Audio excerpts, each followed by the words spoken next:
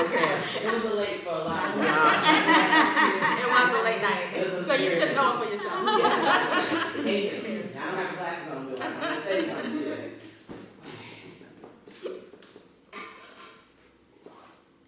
As soon as he gets in here, we'll start.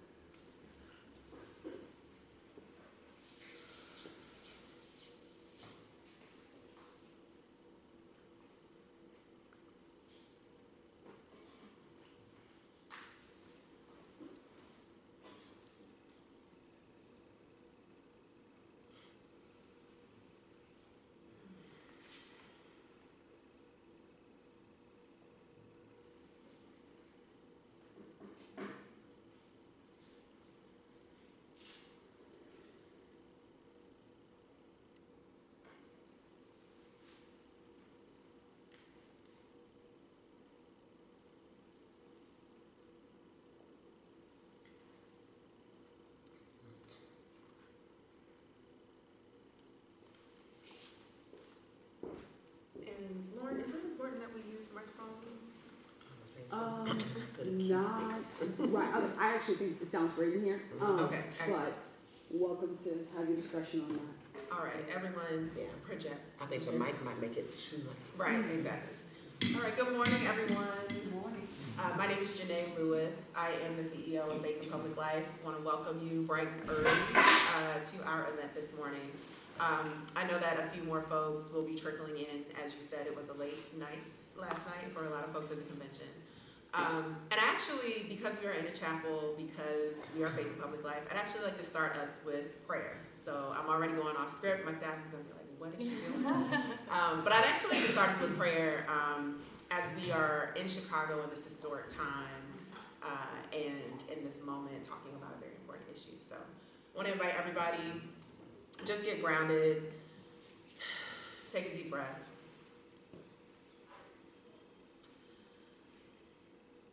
Holy Creator, you are known by many names, and we are grateful that we have the opportunity to gather today to talk about the legacy of a beautiful movement called Reproductive Justice that has ushered in wisdom and clarity, accountability, and love for your people. We pray that over this conversation, we learn from one another, we are inspired, we are encouraged, we understand better what you are asking us to do in this world to make it a more just place, a more loving place, and a more beloved place. And we pray that whatever words we say, whatever sentiments we express, that all those who may see it later on video, all who may hear it in this room, might understand it in a way that it speaks to them and that it reveals your love to them and brings you closer to them. And we ask this in the name of all that is holy. Amen. So welcome. I'm very happy to be with you all today, celebrating the 30th anniversary of Reproductive Justice. You may realize that a very important name is not here. Dr. Bond has strep throat, and she has COVID at the same time. And she is doing okay, she's recovering, but she couldn't travel. So she sends her regards, and she sends her apologies, but she's not able to join us. But we are very happy to talk about some of the work that we're all doing, which builds on the legacy of Dr. Bond and all the other mothers of the reproductive justice movement. We'll be talking about RJ, but we'll also be expanding the conversation a little bit today. We each have different perspectives. We come from various faith traditions and faith backgrounds and faith practices in the present. And we each have our own stories about how we came to this work. And so we'll be sharing some of ourselves today, as well as our knowledge and our expertise. And we hope that all of you who are listening today, as folks who are working towards reproductive justice, who are working on reproductive rights, and who may even be people of faith and faith leaders, that you leave this conversation with a call to action about how we can engage more people of faith in getting rooted and grounded in the importance of this work and being comfortable and confident in communicating about this work from their faith perspective. That is why we're here today. And I am going to start with introducing our panelists. And so again, I'm already going off script a little bit, so roll with me, follow me. We're good. So I'd like for each of you, starting with Shannon on my left, to say your name, pronouns, your faith tradition if you have one, your organization, and your role. And we'll start there. All right. Well, hey, y'all. I'm Shannon Lynn Parker. I'm she, her pronouns. So currently, professionally, I'm the CEO of Brave Space Alliance, which is a Black-led, trans-led, TLBGQ plus organization right here on the south side down the street. I'm also a board member of Planned Parenthood, because I gotta, my faith tradition, I love Jesus. I love Jesus. I come from the Church of God in Christ, which for me was a beautifully affirming experience. You know, growing up, I wanted to be Juanita Bynum. But yeah, so that's me, and looking forward to engaging you all with further discussion. Thank you, Shannon. I'm Trisha Bruce, really honored and excited to be here in this historic city during this historic time. I am a sociologist and author of a number of different books. Pronouns are she, her. I wear several different hats. One of my hats is currently as director of Springtide Research Institute that focuses on young people, ages 13 to 25. As a sociologist, I've written a number of books on Catholics, which connects back to my own roots as a Catholic, and very much immersed in the church, and the church as a place of justice and conversations around justice as well. And in February was appointed consultor to the Vatican for the Global Synod process as well. So I've been immersed in some of those broader global conversations. Eager to have the conversation today as well. Hola, buenos días. My name is Diana Lugo Martinez, she, her, ella pronouns, and I am one of the co-executive directors of Forward Together. We're a reproductive justice organization grounded in queer and trans liberation, and ensuring that all of our families have the rights, resources, and recognition that they need to thrive. I am from Yonkers, New York, and I was born and raised Catholic. I tell folks that I was like super Catholic. Catholic school, was one of the first girls that was an altar server in our church. You know, read the homily, all of the things, right? My studies swayed a little bit from Catholicism because some of the things didn't add up in terms of being justice aligned, reproductive justice aligned, human rights aligned. So finding my way back as during this time where my kiddos have asked me questions, and also just being grounded in faith regardless of institution. Yeah, so I'm excited to be in conversation with you. Thank you. And my name is Janae Lewis, she, her pronouns. Again, Faith and Public Life CEO. I also am Catholic. I didn't realize actually that stacked it this way. That wasn't intentional. I didn't know Diana was Catholic when we set this up. But I also am Catholic. Grew up Catholic. Went to Catholic school, but I went to Baptist school, Southern Baptist school, until 6th grade. So that was interesting. My grandmother actually founded a charismatic church shortly before I was born, and so she's from New Orleans. When I would visit her in the summers, I had to go to her church. I also had to go to Mass, because I gotta go to Mass. And then I was in Baptist school. So I was exposed to a lot of different images of Jesus. Yeah, I didn't realize that. Yes. I didn't realize that. Okay, we might be cousins. I was exposed to a lot of different versions of Jesus very, very early on. And then later in college, learned more about Judaism and Islam and other religions, and got exposed to other religions.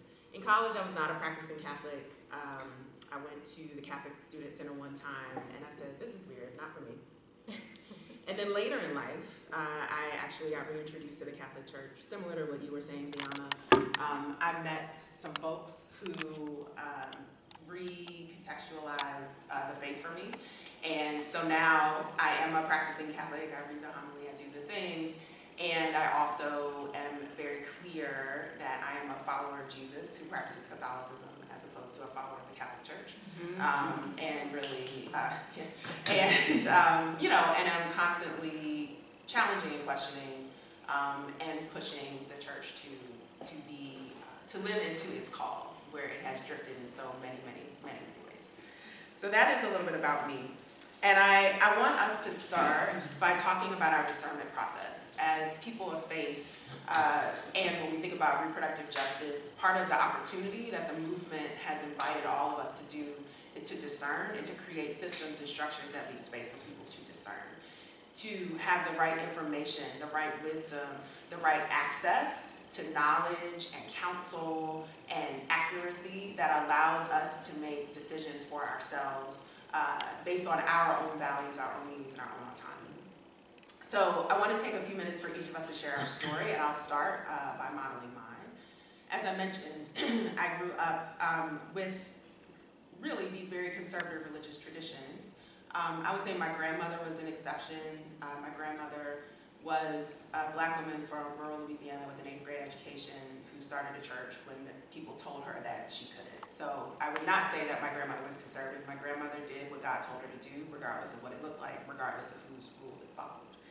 And I grew up with a lot of dogma around abortion specifically, but also around concepts like chastity, the purpose of our sexuality, those types of things. But, my cousin was openly gay, and it wasn't a problem.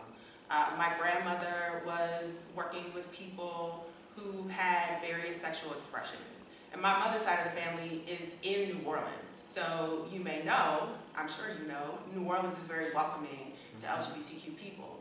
And all of those people were in our sphere, and the way that I saw my grandmother and my aunties express their faith and their religion of loving everyone, of showing dignity to everyone, was incongruent with the dogma that I was hearing about the rules that you had to stay in. When I discerned my position around sex, sexuality, gender, around abortion, around maternal health, I really draw on the lived experience of the Black women in my family who modeled unequivocally what it means to love every single person and to immediately honor the dignity of every single person that we encounter. Now, my grandmother was a Black woman from the South. She was shady sometimes, right? She would say little things on the side. She would talk about little things about what my hair was supposed to look like and how somebody was supposed to dress and how you should talk. But at the end of the day, dignity was everything. I was chastised as a child if I treated any adult with disrespect, regardless of how they presented, regardless of their mental capacity, regardless of how many children they did or didn't have, regardless of what outfit they had on. I was taught from a very early age that I'm supposed to respect and honor every single human being on the planet. And so that really informed my thinking as I got older, as I came into my own reproductive body. And fundamentally, where I landed in terms of my position of wanting to guarantee that everybody has opportunity to discern the right choices for themselves is when I had an issue in 2011, 2012, and I was severely anemic. I was severely anemic because my menstrual cycle was very heavy, and I fainted. I had to have 2 pints of blood and a blood transfusion. And so when they identified what was wrong, the procedure that I had was a dilation and curettage. It's the same procedure that can be used for abortion. And I actually had to have 2 DNCs over the course of 10 years because of this issue.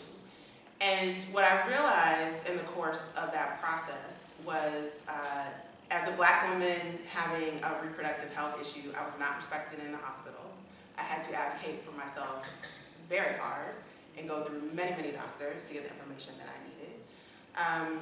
I realized that the care that I was receiving was dependent on a level of expertise and equipment that needs to be available everywhere because I was literally fainting on the street. And I realized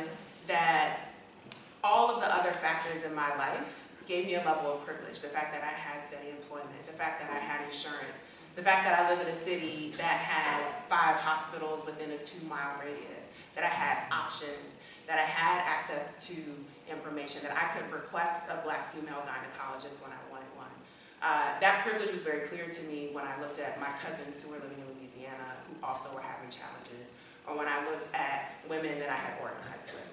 And so all of that information together, plus the model of my grandmother demonstrating human dignity, plus my own organizing work and other things that I had done over the years and my commitment to equity, taught me that anything that removes information and options limits a person's ability to be whole and to be dignified, period.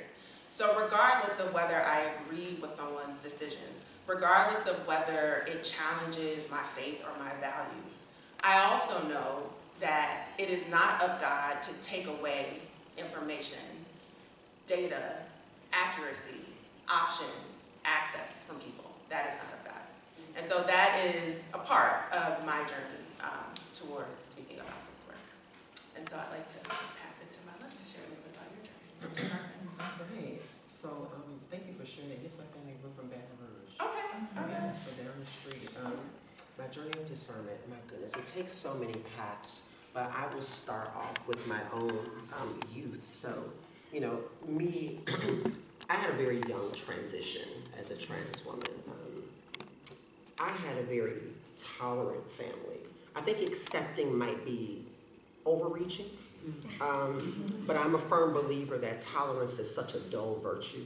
But now I have a family who I can say does fully and openly accept me. So starting with the beginning when I said that I have a Church of God in Christ background, I have a very slapstick family in this very funny way. So my mother comes home one day and she goes, "Pastor was talking about eunuchs," and I said, "I guess I got me a little eunuch."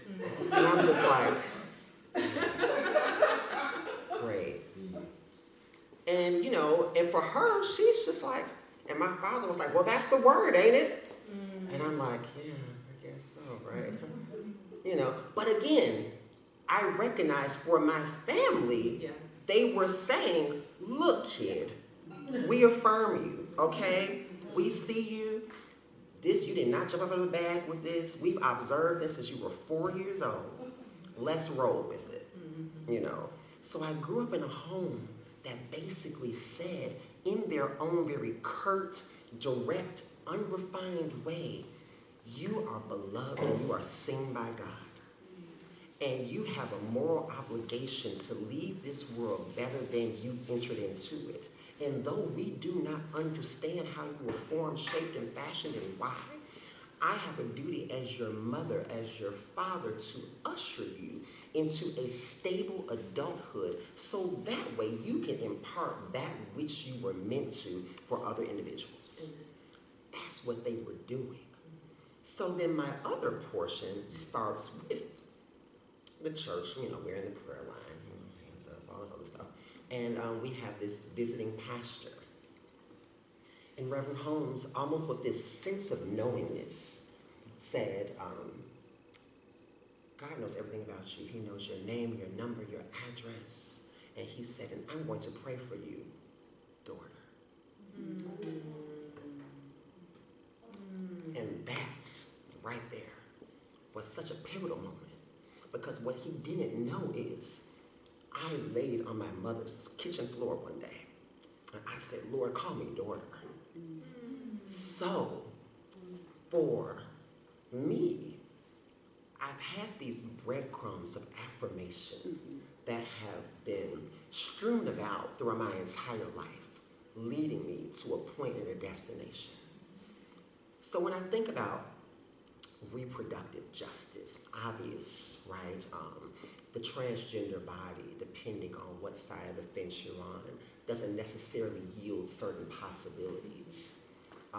But when we think about, I guess we can say, the womb of inclusion, you think of how is it that I can reproduce God's love in what I do, in my day-to-day actions?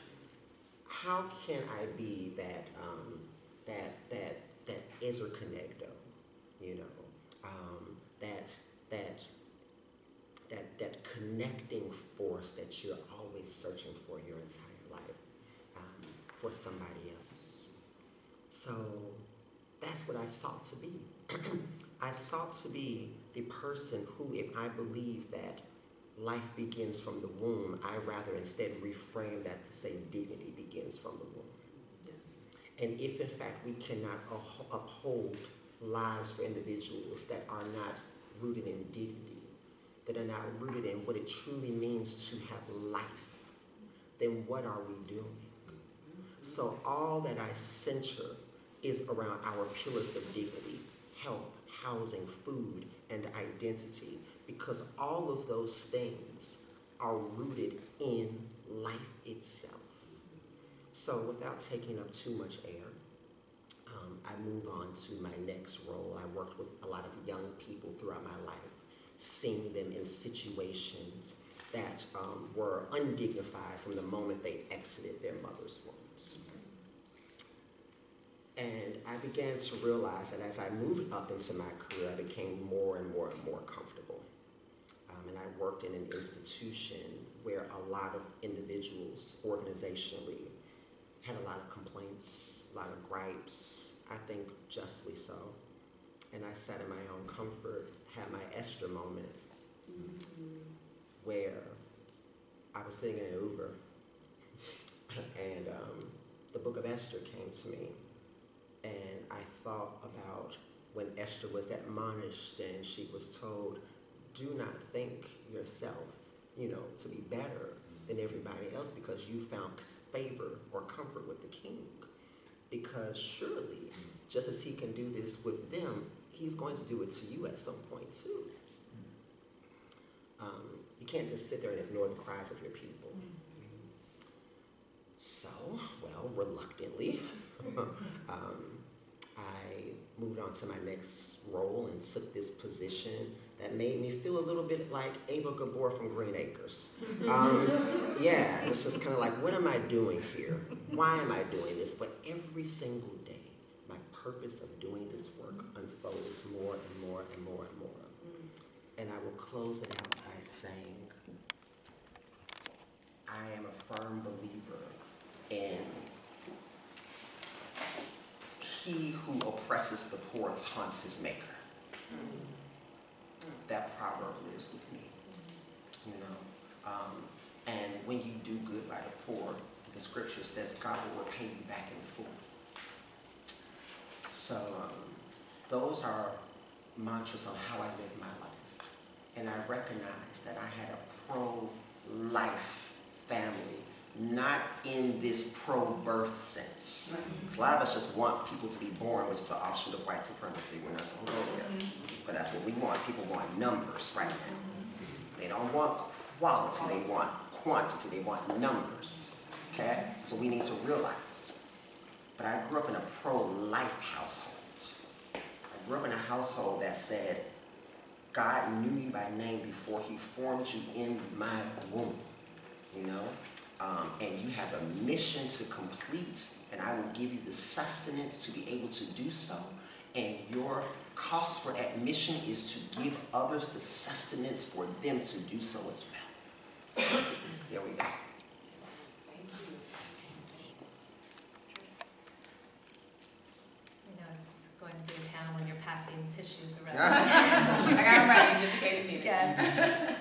No, I appreciate these stories and this conversation so much, and it's such a reminder of how we are embodied people doing the work that we do, and as much as I personally oftentimes sort of set aside or look for these kinds of separation between the professional and the personal, indeed that's a blurred line if the line is there at all. So to share a little bit about myself, I have this image of me from when I was in first grade getting my first communion, wearing my little white dress.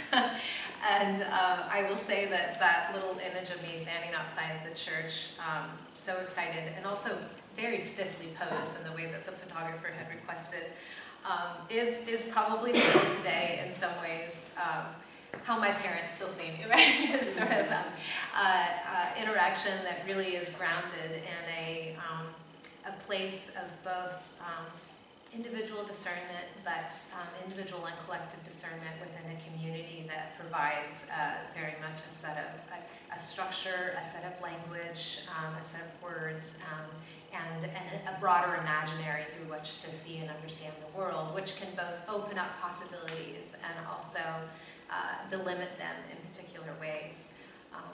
I was in a military family growing up, so my dad being in the Army, we moved around quite a bit.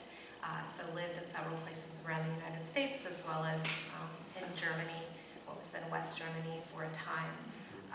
And for me, that was a jarring introduction to difference of all kinds, of all sorts. And for my family, a lot of the ways that we navigated difference and newness was, again, grounding in faith and finding the church. You know, you just sort of show up, and that's the first place you go on Sunday morning. So it becomes the language, the rubric through which to understand the world. And so that, for me, became a way to navigate what difference looks like. And then also just a growing awareness and understanding of what does it look like to experience things differently and to understand inequalities in ways that play out with lots of different outcomes. I went to college and really didn't have an understanding of how to approach my faith through that sort of question mark of, okay, I have this grounding, this both individual and collective discernment, this frame that I'm bringing into this, but I don't know how to do this because, of course, in the Catholic Church too, there are certain restrictions around what roles are available by way of gender and otherwise. So knowing, okay, what are my options here too, and how am I understanding this faith? How am I understanding this larger vocation in terms of trying to think through how faith matters in my life and other people's lives? And for me, that's where sociology really became the rubric through which I began to think and understand. And I think for a sociologist, there's this broader drive to try to get at and try to distill and surface what discernment looks like in that collective space. So how do we sort of surface and take and hear these stories in a way to translate and understand these broader patterns in society? And sociologists, for better or worse, often will use things like statistics, which I think are really, can be very useful, but also can really mask a lot of what's happening. And so as a sociologist, sort of navigating the world of religion and Catholicism in particular, doing quite a bit of work in that space, really this issue of abortion in particular comes up, of course, again and again and again, and abortion becomes this kind of litmus test for symbolic, for values and for values presentation, and the language around life or pro-life and the like becomes a test of faith. And then we have things like statistics that sort of map broader populations by way of where they fall, what they agree with, what they do not. But encountering that, my frustration, of course, is this continued thought of, wait, if we're talking individual and collective discernment, and we're hearing these kinds of stories, we know that we are embodied selves, then how much are those statistics actually capturing? And in fact, when you look at some of the ways that people will say, I don't know, to a lot of things, it begins to hint at this kind of ambiguity and complexity. I will say, for my life, to make it more personal again, there were a number of embodied moments where these kinds of questions sort of come up. For example, after having 2 children, and then I was on an IUD, and then unknowingly got pregnant, which ended up being an ectopic pregnancy. And I did not know that. Faced a number of doctors who said, "You're fine, take some Tylenol and go home." And then when I was, writhing on the floor in extreme pain, with my family encouraging me to just go to the ER, which I did, then that's when they found that I was bleeding internally because one of my tubes had burst, which is a high cause of death among women highly associated with pregnancy. And the first person who heard that was not me, it was my husband actually who came into the room and the doctor told him what was going on.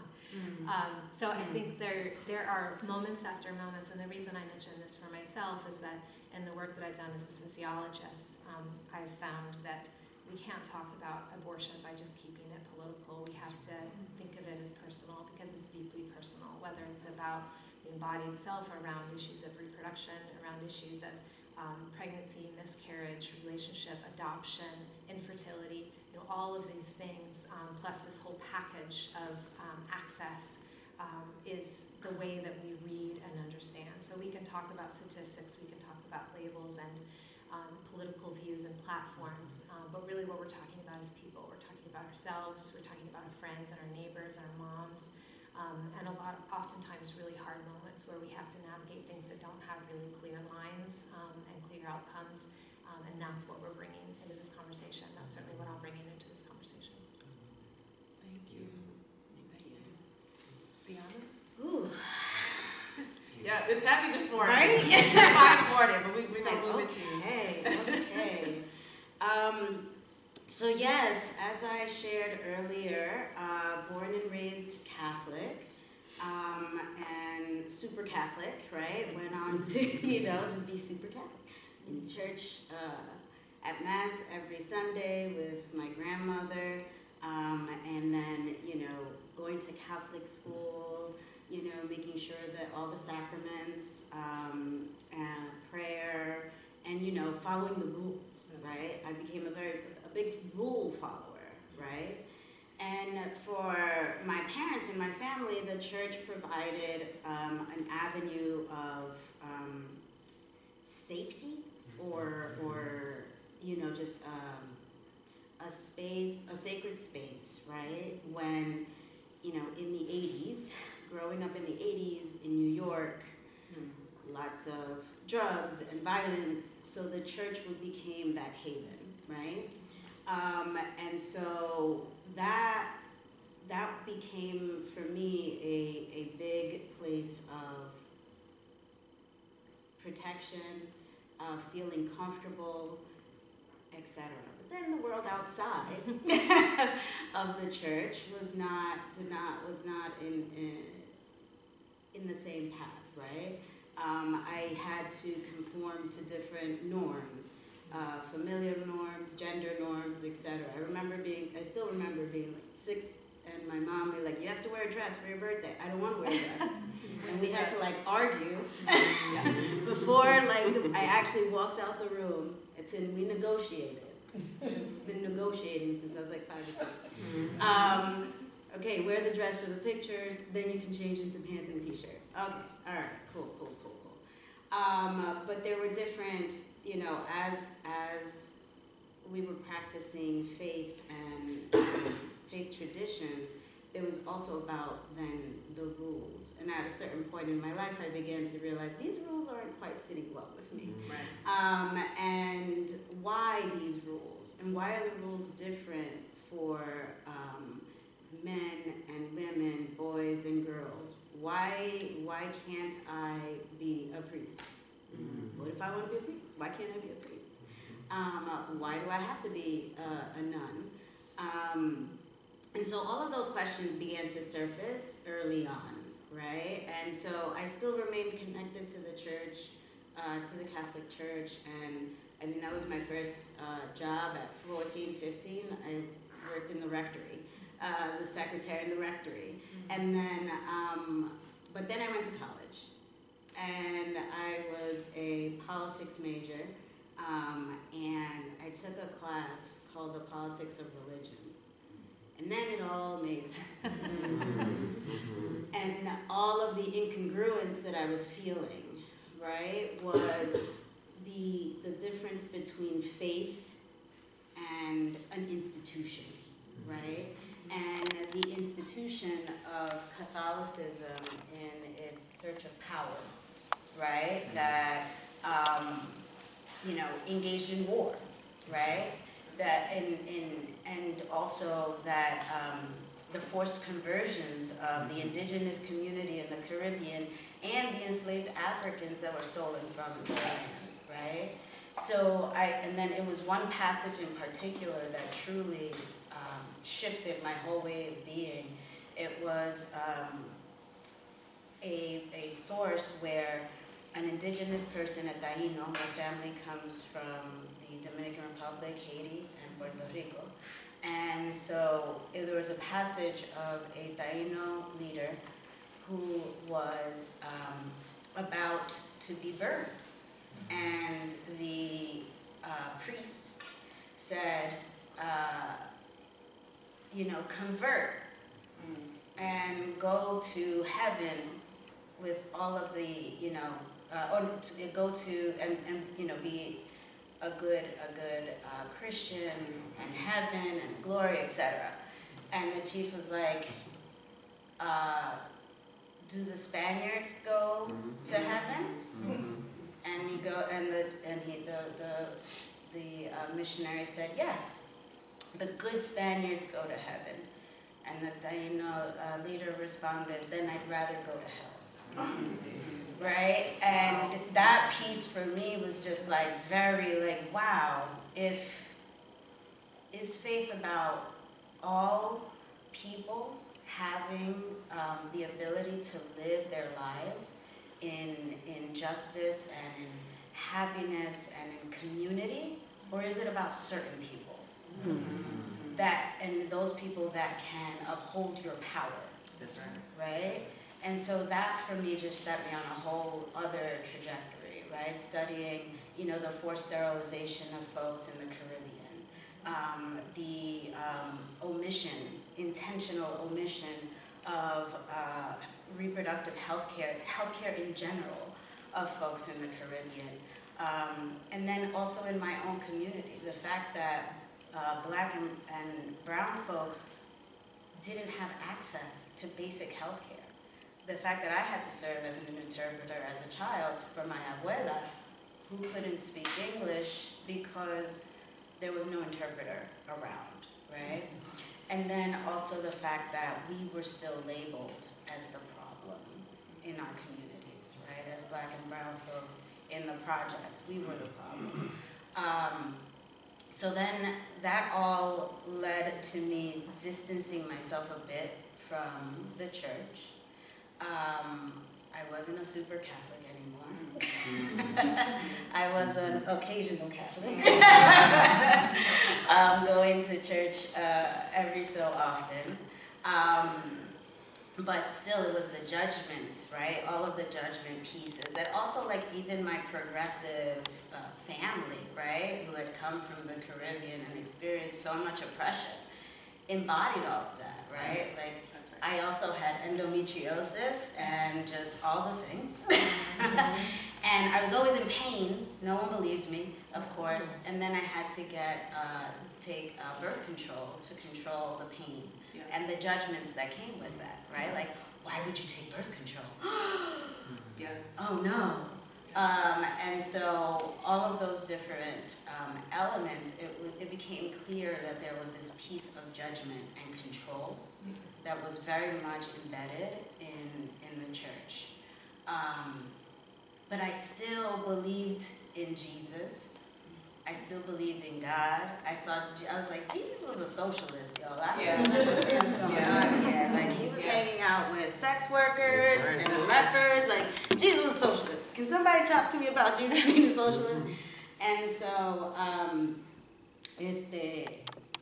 I would go to church every so often and still, again, realize that what was the issue with me and the church, and specifically churches that had become very dogmatic, was that it wasn't living up to the very teachings of Christianity. It was about control and subjugation, and it was about power, and authoritarianism. And that is where, for me, I became simply a person of faith, and began to think about what my path was and what I knew my path was. And that's how I came to healthcare, and I came to reproductive justice, because while I knew I wanted to work with healthcare and work with community care where folks didn't have access to the care and the resources that they needed to thrive, there was still this element that I was like, well, how does this all pan out? And then in 2005, I read a report that was written actually by Forward Together and Sister Song and the mothers of RJ.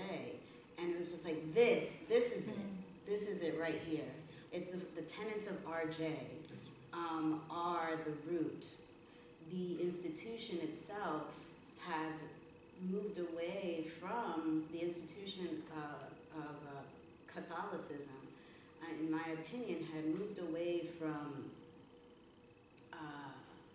discernment, from seeing an individual as someone who is worthy of care, worthy of health, worthy of being, however their path, whatever their path might be, right?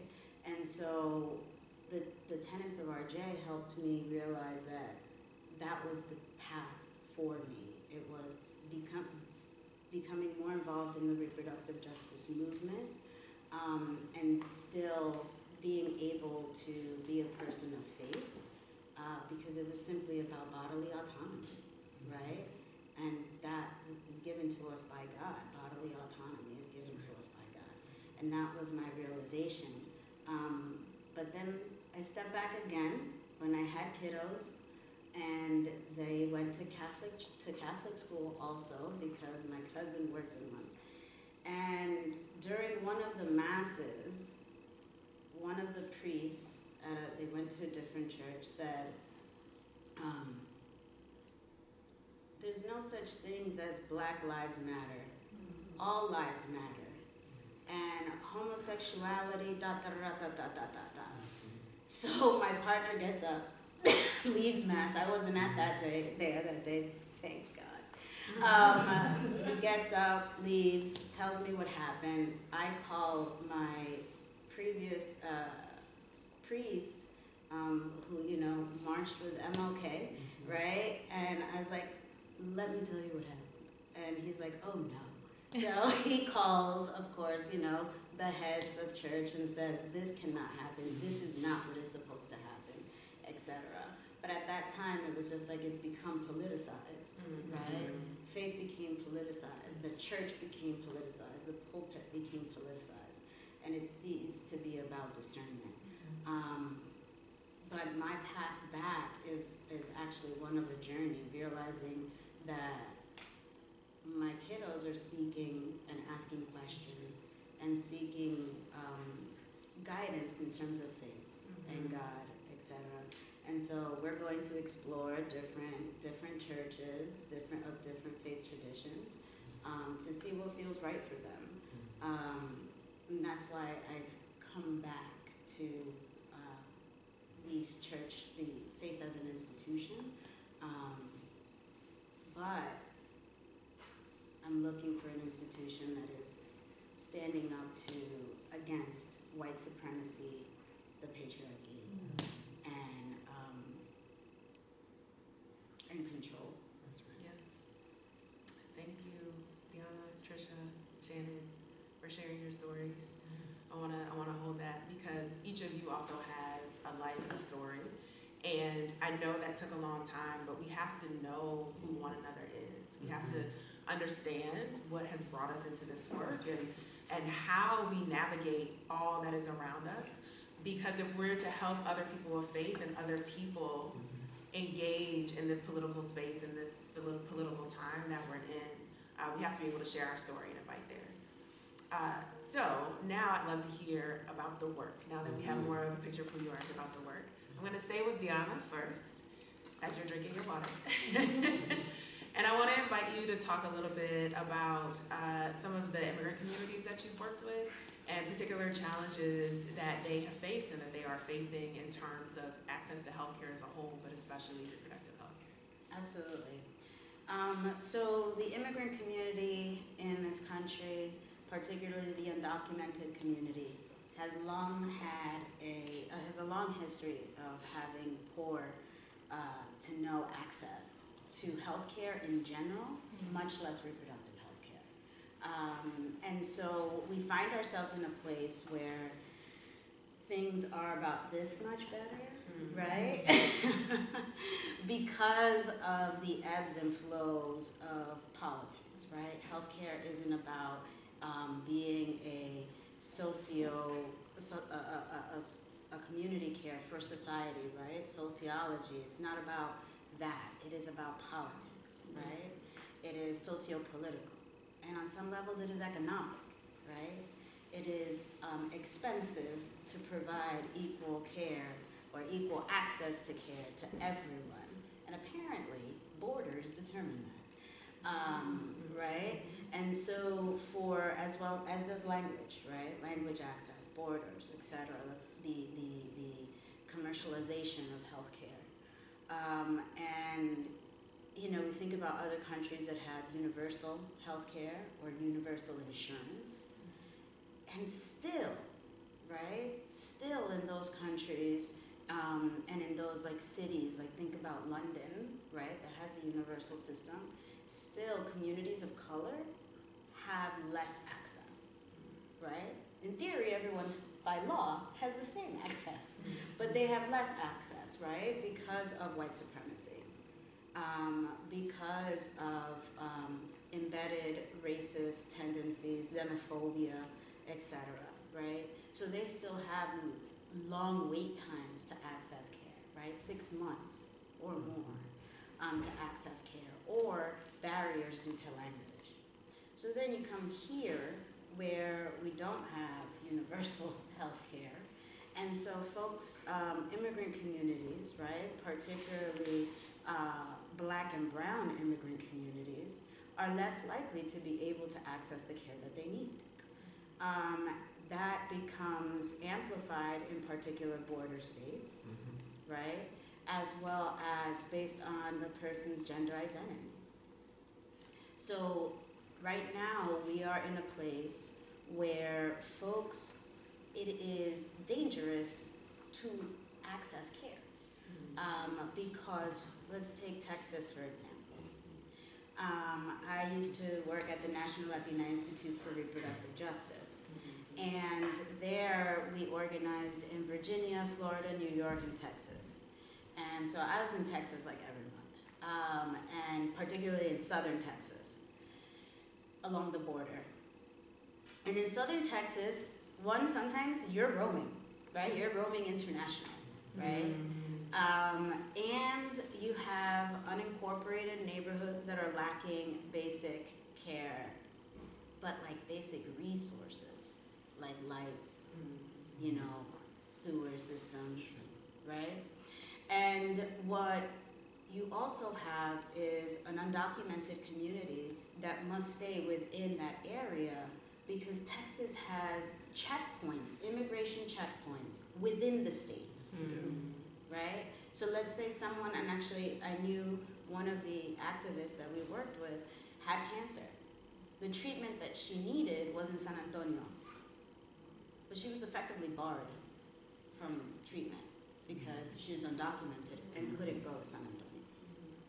So it was either go back to Mexico and potentially risk never seeing her family again, or figuring out a different path.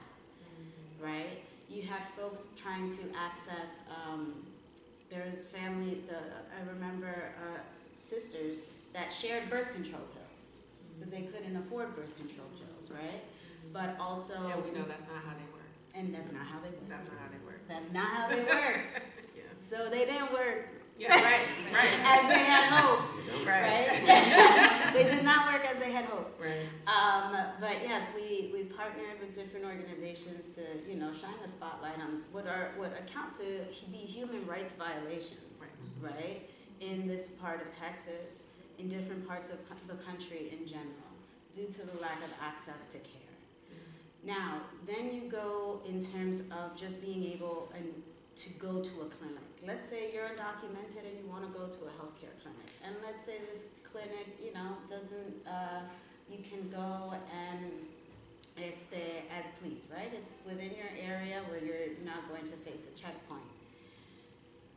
You go in, and unfortunately, sometimes it's the hospital administration that is an agent of ICE, right? Not literally, but adjacent, right? Because of the police state. We exist in a police state, right? And so this person will be like, this looks like a fake ID, I'm calling the police. This person is here seeking health care, right? As a healthcare professional, you want to provide care, in theory, because everyone deserves care, and healthcare is a human right. No. Person called ICE, called the police, the person was detained. And she was just seeking care, right? Which could be, of course, life-saving care or routine care.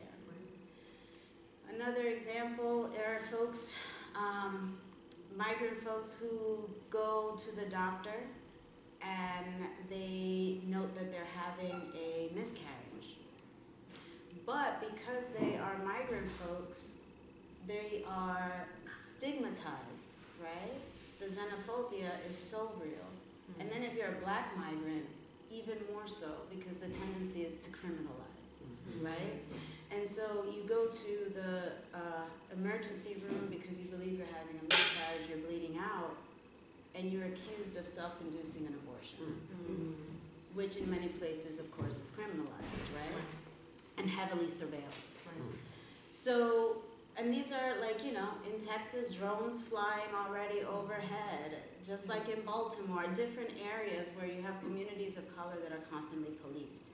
And then the healthcare industrial complex is also policing us, right? So Diana, tell us a little bit about what you think needs to shift, particularly when we think about fake leaders. Well, in terms of my hope for shifting is that folks begin to reorient how they think about reproductive justice and reproductive health care in general. Make sure that it is gender affirming. Ensure that when we're thinking about responses to healthcare, we're not simply thinking in the confines of the law, right? Because of sometimes we need to think about the frontline healthcare administrators, provide resources and training for them so that they know how to receive a potential patient and see them as a full human being, but beyond their immigration status, right? And then also really challenge institutions that we don't want to really deal with, like ICE, for example, and the detention centers, right? In terms of immigration, black migrants are more likely to be criminalized, of course. They are the smaller portion of the population, of the immigrant population, of the migrant population, but they are higher rates of detainment and deported, much like the prison industrial complex in the United States. So I think that's a big piece, is the taking racial justice, reproductive justice, and factoring that into those processes of care. The other piece is challenging going from the local to the federal, and not just relying on the federal government to make the right decisions, and for our electeds to, as they pass these bills, right? Because there's so many layers, and right now we exist in states where some states have access, some states don't, but folks can't easily pass borders from the states, right? It's essentially nation states, right? We're being policed at a high rate. And then furthermore, just like the prison system in the United States, detention centers, when they take someone into detention, if it's a trans person, they're not necessarily placed in a facility that is congruent with their gender identity, right? So folks are dying, they're being beaten, and they're being treated inhumanely on various levels. So for me, this is where I love reproductive justice and intersectionality, because the call is that we have to really think about the whole person, their family, their bodily autonomy, and their ability to thrive, right? And what does that look like at different levels? And how do we as individuals, not necessarily tied to a political institution, but community members, begin to pave ways in the different audiences and spaces that we have access to change the narrative? Because it's not just about policy, it's also about cultural strategy. Yeah. If I can't see myself in a policy, I'm not going to pay attention to it, Yeah. because I don't understand it. Yeah. So how do we begin to tell our stories and tell the story of access and care, and love and justice? Thank you, Fiona. And I think that's a perfect segue to the sociologist. So, Tricia, tell us a little bit about your research, some of which is really honed in on the question of abortion, pro-life, pro-choice, and what people really believe. And tell us a little bit about what you've learned and how people are expanding that narrative for themselves.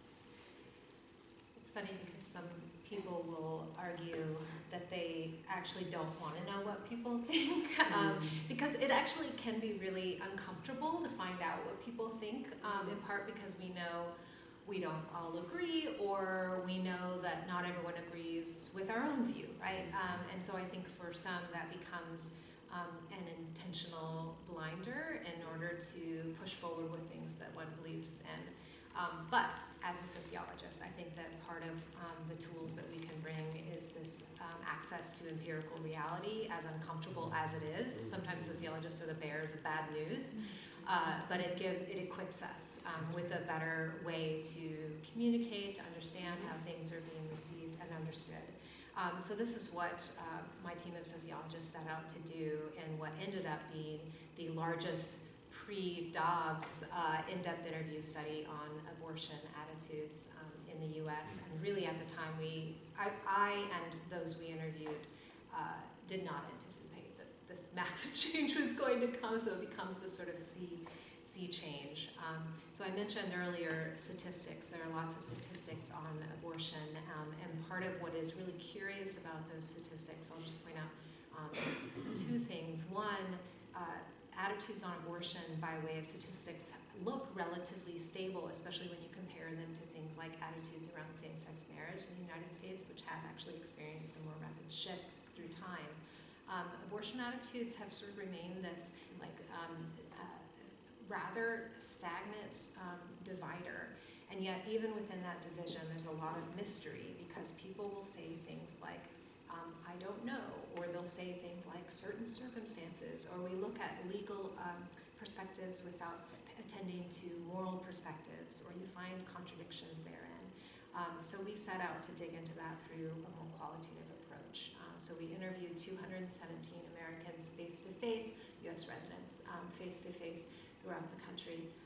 And it's important to note sampling. I'll just say that this was a random sample designed to be roughly representative of the U.S. population. So we sent out mailers to thousands of U.S. addresses, randomly selected, and then they filled out a demographic pre-screener that gave us a sense of who they were in terms of basic demographic background, and we looked at that to be able to build a sample that was roughly approximate of the U.S. population as a whole. The other reason that this is important is that we were picking up and having interviews with folks for whom abortion was not front of mind or front of professional mind, or this was not necessarily a space of advocacy or experience. I mean, truly a cross-section, a slice of Americans that at the initial time of selection did not know the topic of the interview.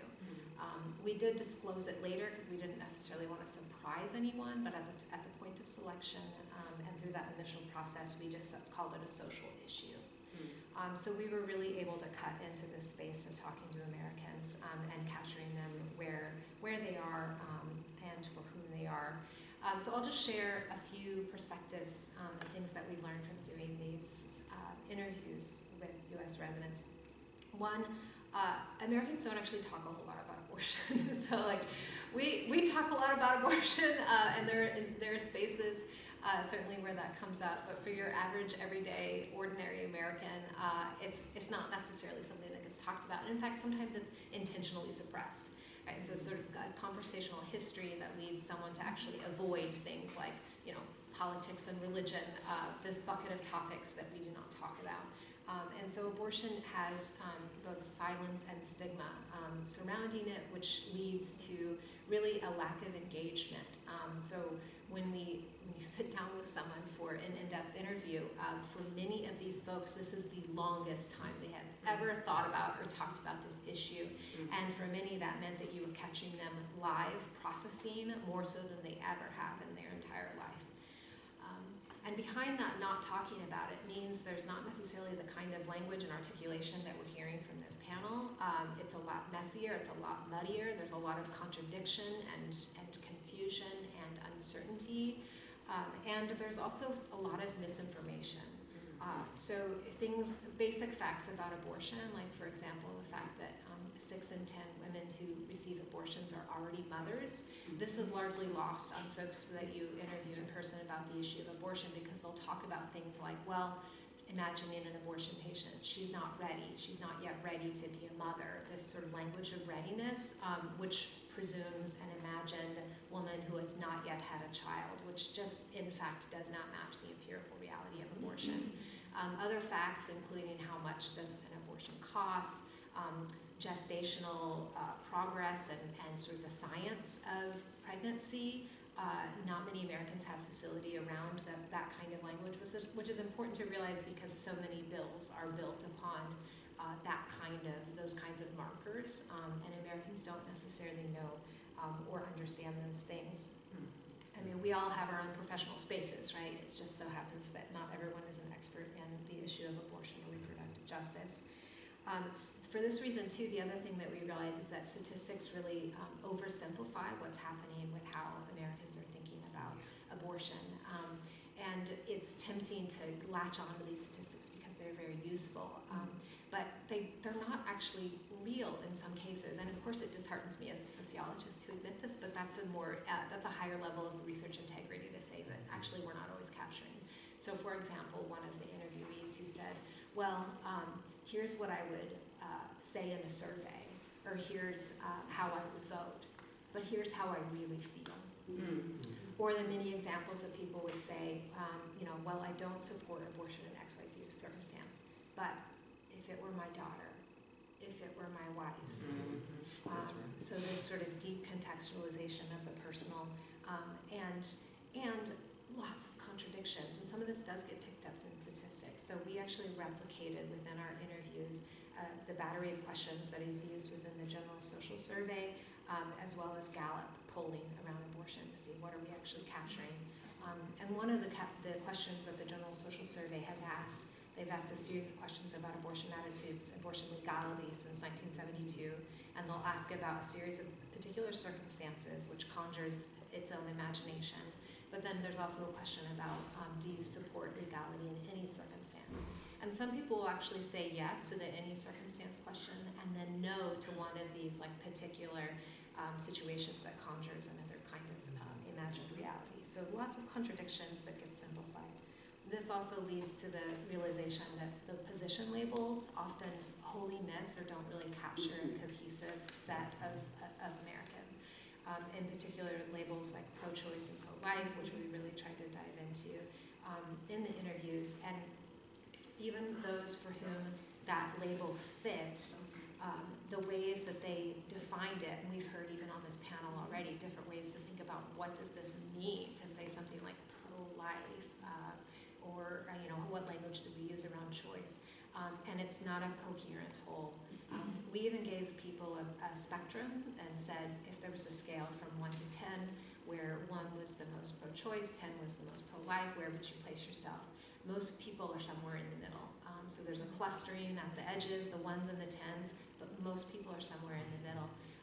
And moreover, they define the other in ways that are really hypercritical and assuming of absolutist views, which again doesn't reflect how people self-define.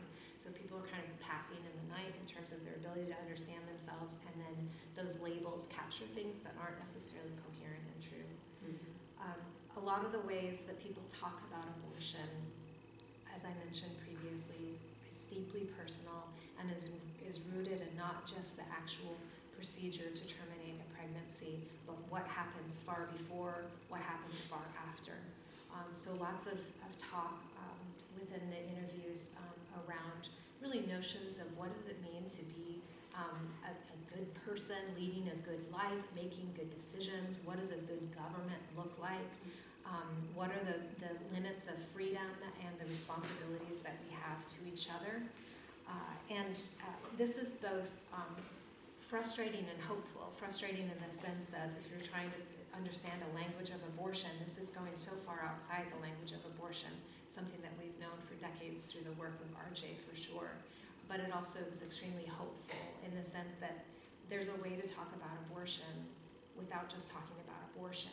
It's talking about embodiment, about our shared connection to each other, about things like education, about parenthood and children and the village and all of these other aspects that really create, I think, many different entry points to talking about abortion that can lessen the anxiety and weight that has been created by a partisan and polarized environment with the politicization of abortion in particular. And then abortion is not just political, it is deeply personal. And just to provide a little bit of context on that front, so I mentioned that our sample was a random cross-section of Americans. We know that women are oftentimes hesitant to disclose abortion experiences. In the case of our sample, we had 25% of the women, self-identified women in our sample, who disclosed a personal abortion experience, which actually maps pretty closely onto the available statistics regarding abortion rates by the age of 45 in the United States. But what was especially interesting about this too is that for many in the interview, it was perhaps the first time they told anyone. We were creating an environment of confidentiality and anonymity for them, right? And in fact, all of these people, I hold them in my head, and I hold them with names, but pseudonyms, right? So very quickly, we were extremely careful with our data and confidentiality, and so I hold them as names and people, but now they're pseudonyms in my mind.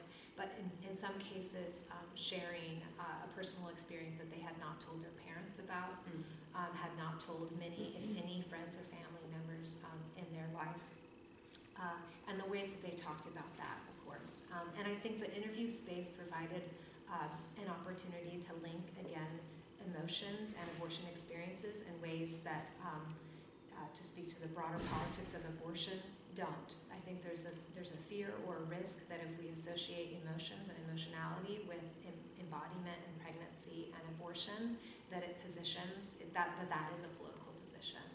When in fact it's the ways that people are navigating this for themselves is often quite complicated and complex. And then the personal connections to others. So 3/4 of our interview sample knew someone who had personally had an abortion, someone in their life. And this turned out to be formative for how they talked about it, how they felt about it, what they did about it. We have published a number of things from this particular study, but one of the things that we published is actually a look at, from general social survey data, there's a question about, would you be willing to help a friend or family member get an abortion? And that help could take different forms. Would you be willing to drive them to the clinic? Would you be willing to pay for the abortion? Would you be willing to pay for arrangements like a hotel, which are increasingly the case, of course, having to cross state lines? Would you be willing to help with things like childcare? Again, if 6 in 10 women are already mothers, and many of those children are under the age of 6, who watches the kids when you have to take days off for waiting periods and the like. And there's actually a sizable number of Americans who are morally opposed to abortion, who are nonetheless willing to help in some way. There's also a question about emotional support, so they might be willing to help through emotional support, which can look like different things. And in the interviews, there are examples of this. So people who feel morally opposed to abortion, but who literally drove a friend to the abortion clinic, people who played a role in different people's lives and helping to navigate the messiness of life. So Tricia, Yes. I just want to pause. No, that's where I was going to pause. Great.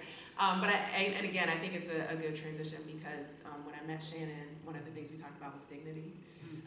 And what you were describing right there was people who might be politically or morally opposed to the idea of something, willing to show up and see a human being where they are. And that's a huge part of your work. And so I want you to tell us a little bit about the opportunity that we have and the gifts that you see in trans people that you work with for us to grow. Of course.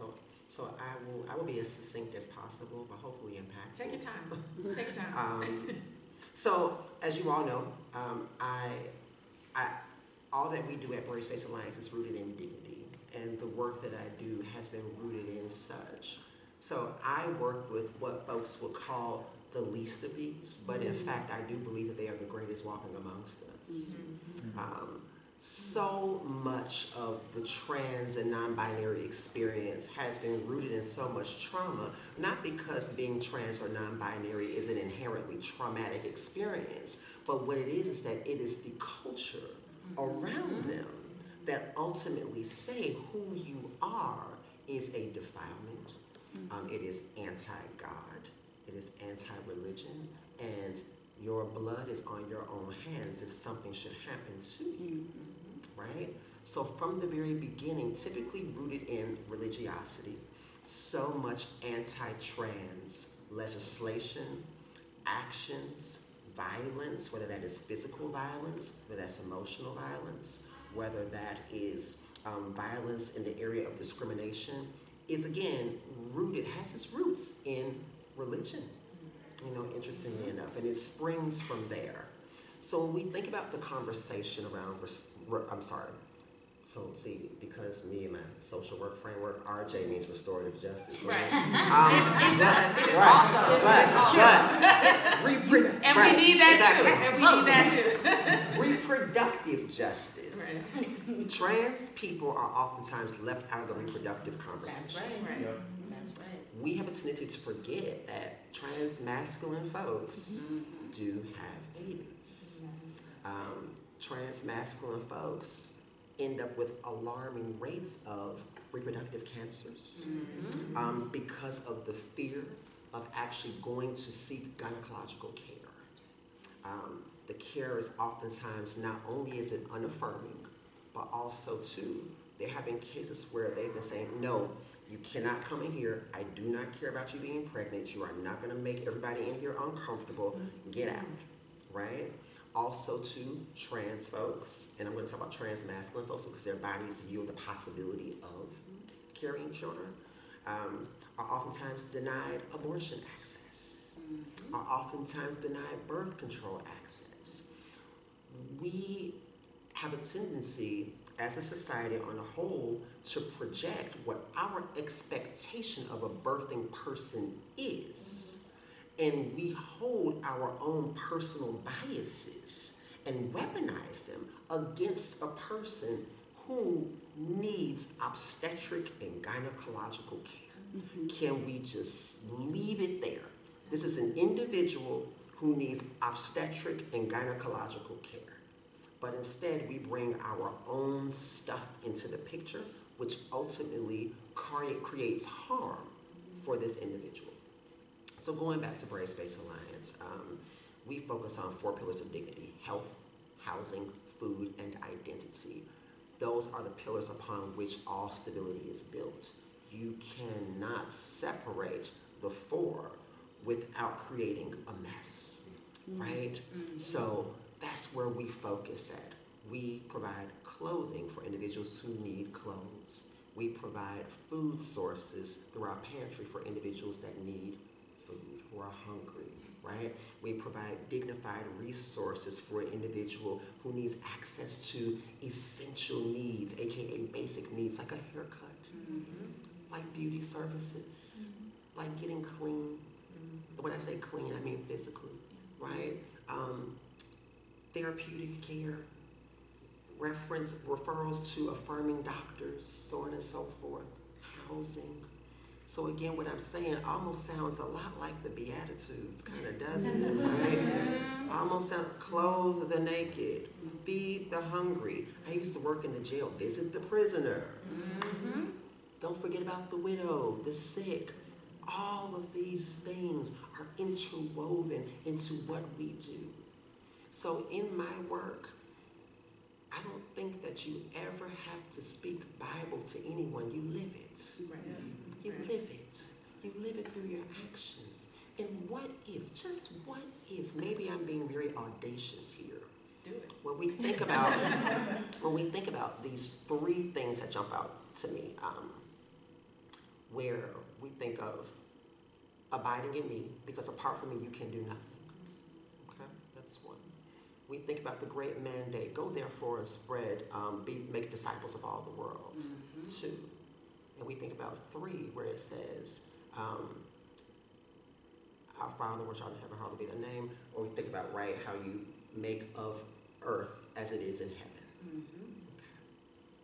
So what if maybe the thing that he is saying is, Jesus represents justice and he represents restoration.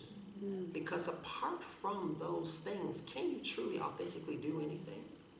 Can you pull those things apart? I don't know if you truly can. And what if the great mandate of make ye disciples of all the world, what if it is make justice, make restoration, spread that throughout all the world?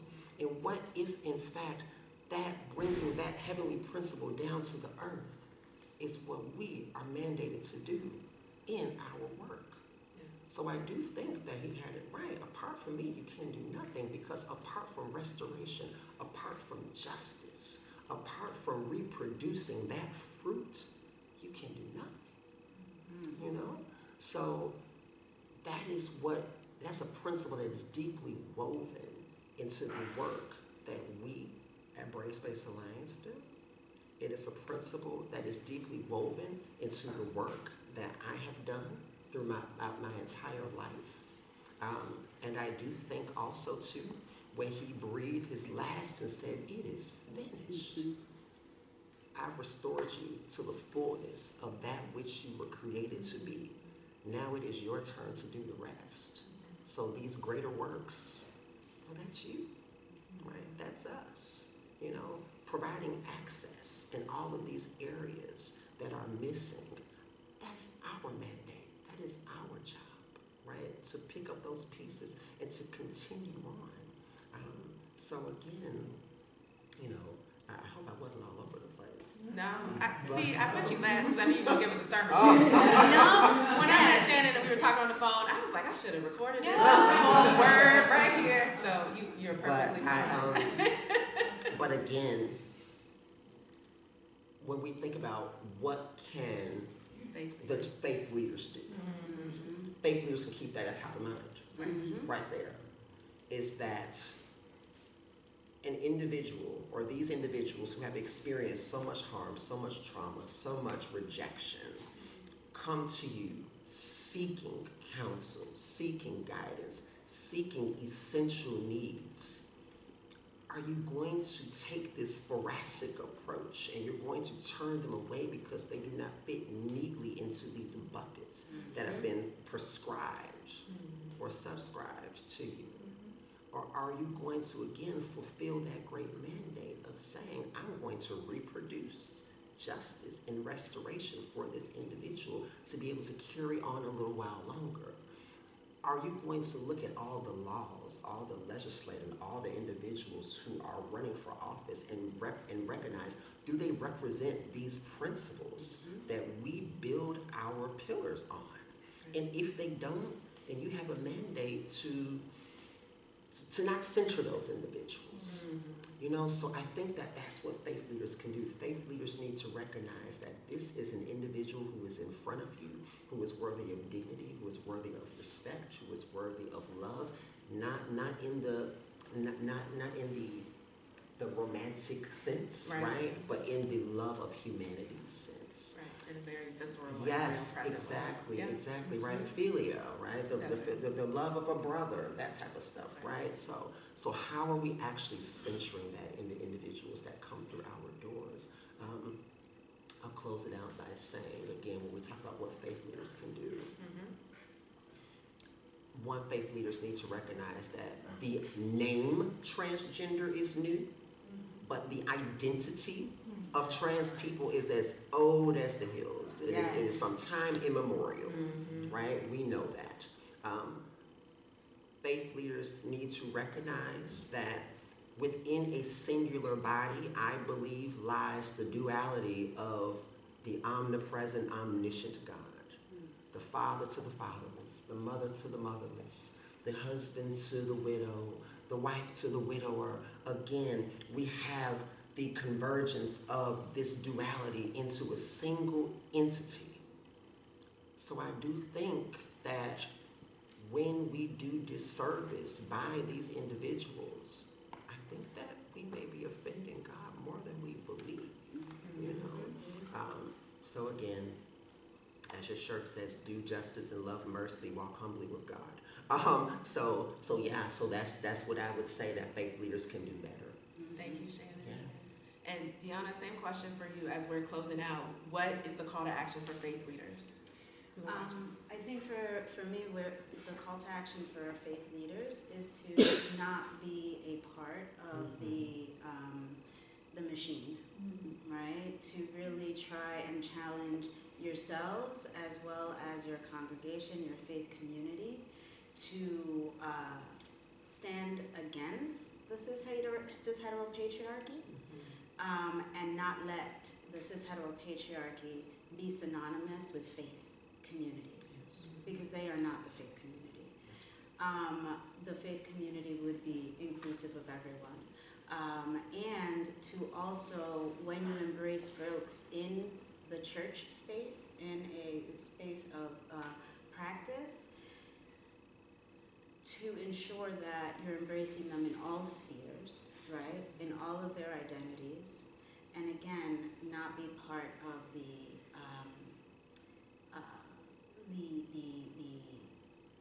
machine that is telling on folks, right?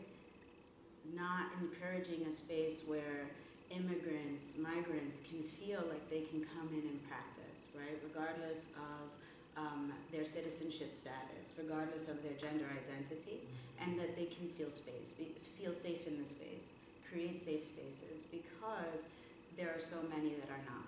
And there are so many religious institutions that are accomplices to the systems of subjugation and oppression and the police state. So continue to organize amongst each other, right? Organize amongst each other, speak about bodily autonomy, speak about an individual's right to create a family as they deem, right? To be able to parent and caregive for that family in a safe and healthy environment, right? And then also to ensure that issues like abortion. We don't talk about abortion very much at all. Where can we do that, and how, and with whom? That is also, of course, layered onto structures of the religious landscape in the United States that actually exacerbate and amplify other forms of inequality. So I think we kind of have to name that, including that religious communities themselves are highly segregated along the lines of race and class, and what that means. So I think in addition to fostering those conversations, it means bridging those conversations across different communities. Because if we are trying to understand the what and the how and the why, and position this as something not about just a particular procedure, but something that is contextualized within what life is, what are these sort of drivers of what we are collectively discerning, individually discerning, then I think we have to be able to invite that in a safer space, withhold some of our own words, withhold some of our own power, and invite those kinds of spaces and be willing to be uncomfortable and messy. So we have at Faith and Public Life 2 calls to action for all of you, in addition to what our beautiful panelists have said. You all are faith leaders, And the theme of this panel is around discernment. We've heard it throughout the different comments.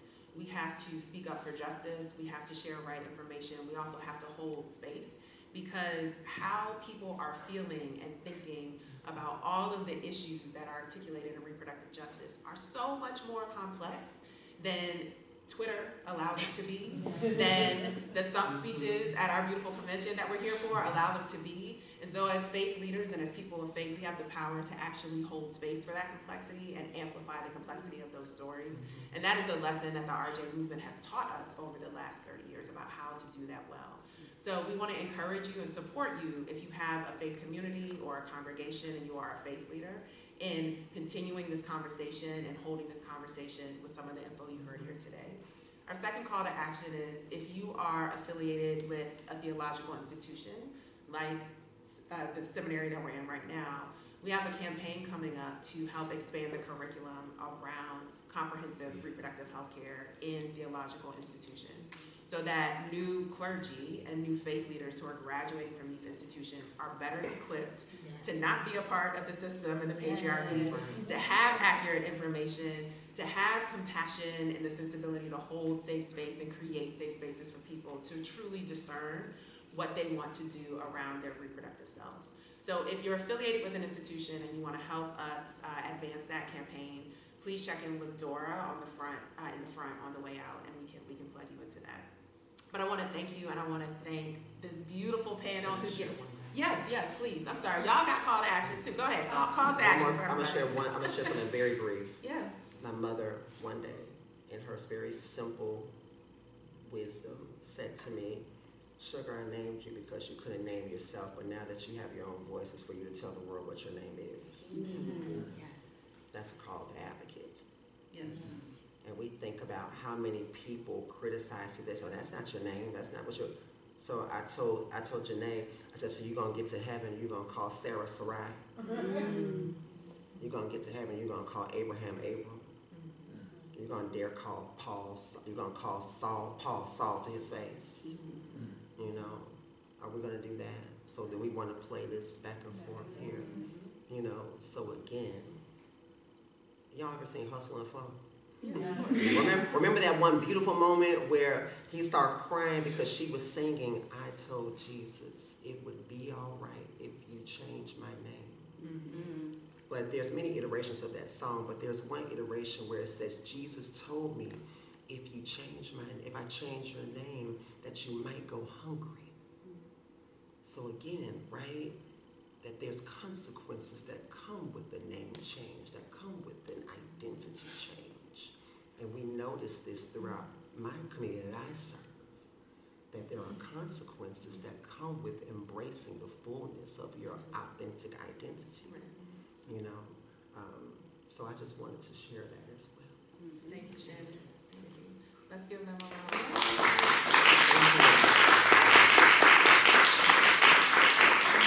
And again, thanks for coming. This was recorded, so it'll be on our YouTube channel soon if you wanted to share it with folks. And feel free to engage with all of our beautiful folks.